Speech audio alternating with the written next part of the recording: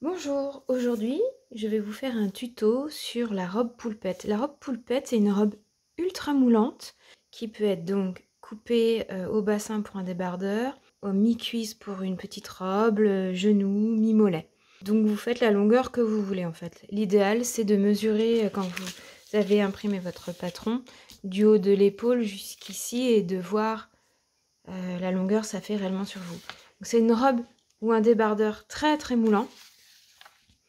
Donc les aisances vont être négatives, donc si vous mesurez votre taille, que vous commencez à correspondre à une taille et que vous voyez que le tissu a l'air plus petit, c'est normal, vous allez utiliser un tissu extensible et pour qu'il soit moulant, il faut qu'il soit plus petit que votre corps. Si vous ne voulez pas que ce soit trop moulant, prenez une taille plus grande. Ici, je vais faire une miniature, donc j'ai découpé en mode débardeur mon devant et mon dos dans un jersey. Quand vous avez découpé vos pièces, il faut savoir que vous allez les coudre avec un point extensible de votre machine à coudre ou une surjeteuse. Moi, je vais utiliser une surjeteuse. Vous prenez par exemple votre devant, comme ceci. Vous prenez votre dos et vous l'épinglez endroit contre endroit sur votre devant, au niveau des épaules et des côtés. Vous pouvez très bien épingler dans ce sens-là sur les côtés, au niveau de la marge de couture, là où vous allez piquer, jusqu'où ça va aller, tout le long, et l'essayer sur l'envers et voir déjà comment il tombe sur vous quand il est juste épinglé. Ça vous permettra d'ajuster. De toute façon, à la base, je vous conseille de faire une toile dans un tissu que vous ne porterez pas forcément pour vraiment vérifier comment vous voulez le porter. Parce que, je le rappelle, c'est une robe ou un débardeur très moulant. Donc on épingle nos côtés ensemble, là aussi, et les épaules. Et après, on pique et on couche les coutures vers l'arrière, vers la pièce arrière. Donc voilà, j'ai surfilé mes deux côtés et puis mes deux épaules. Avant ça, j'avais vraiment fait des essais avec mon épinglage parallèle à ma couture, hein.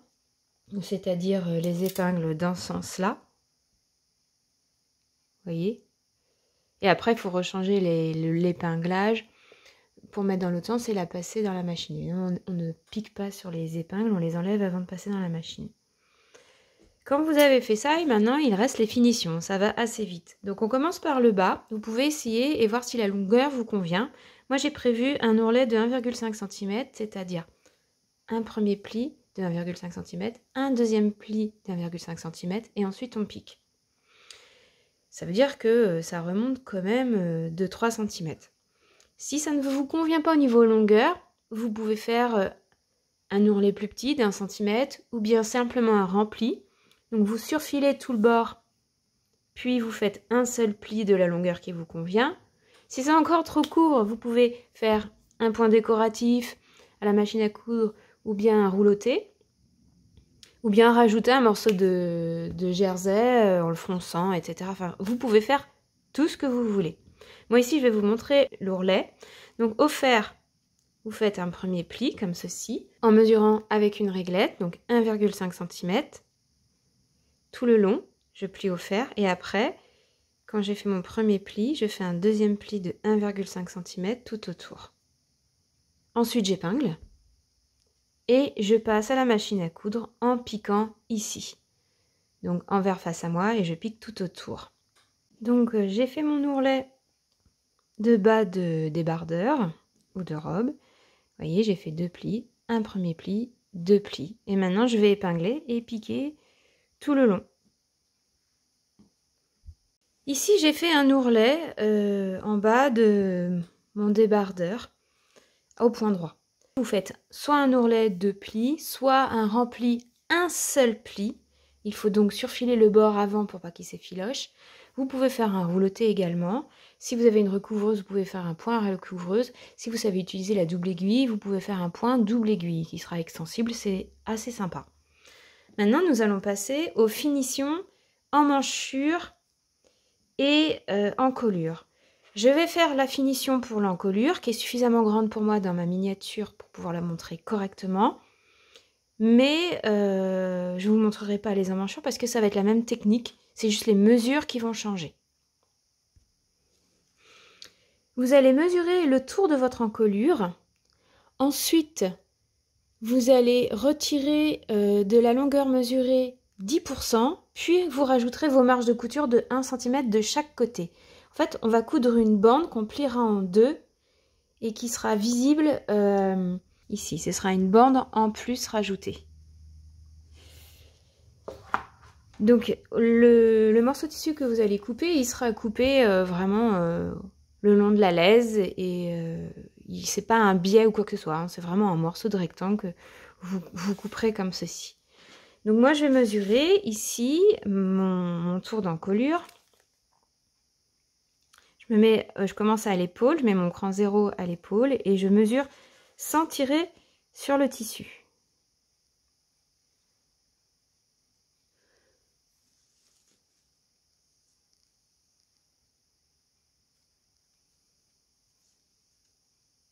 J'ai déjà fait la moitié.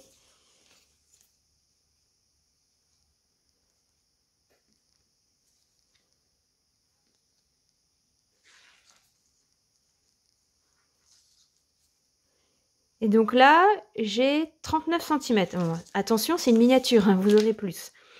J'ai 39 cm de tour d'encolure. Si je mets 39 cm de bande, mon col il sera tout gondolé, ce sera moche. Et il faut que vous mettiez moins pour tirer votre col et qu'il plaque votre encolure à votre corps. Pour pouvoir enlever 10% de votre longueur totale, vous faites la longueur que vous avez trouvée, soit ici 39 cm. 39, voilà. Et je multiplie par 0,9. C'est la formule. Hop, je me retrouve avec 35,1. Donc ma bande d'encolure fera 35,1 cm. Je rajoute 2 cm de marge de couture, plus 2, et ça me fait 37,1. Je raccourcis à 37. Donc, je récapitule. Vous allez vous retrouver avec une bande d'encolure qui est un rectangle de la longueur mesurée moins 10%, avec une hauteur de 4,5 cm, marge comprise, et deux petites bandes de 3,5 cm de large, donc 1 cm de moins, et de la longueur de l'emmanchure, moins les 10%. Donc vous avez deux mesures à faire et trois bandes. Une bande pour l'encolure et deux bandes pour l'emmanchure. Je mesure donc 37 cm dans le sens de la lèse de mon tissu. La laisse, c'est le côté coupé et le droit fil, c'est le côté non abîmé en fait. C'est la hauteur du tissu. Donc 37 cm. Ici, je mesure, je fais des marques. Mon tissu va beaucoup bouger. 37. Hop.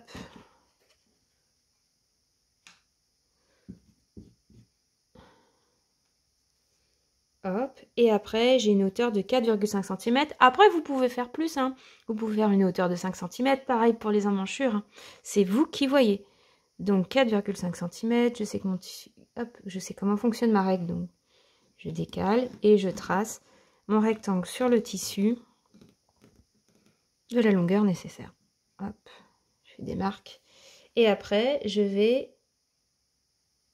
découper mon tissu, mes bandes. Donc je découpe une bande pour mon encolure et vous ferez deux bandes pour vos emmanchures qui seront à des longueurs plus petites puisque c'est les emmanchures. Quand vous avez découpé vos trois bandes, je répète, une bande pour l'encolure et deux bandes pour les emmanchures, vous surfilez les bas de vos bandes.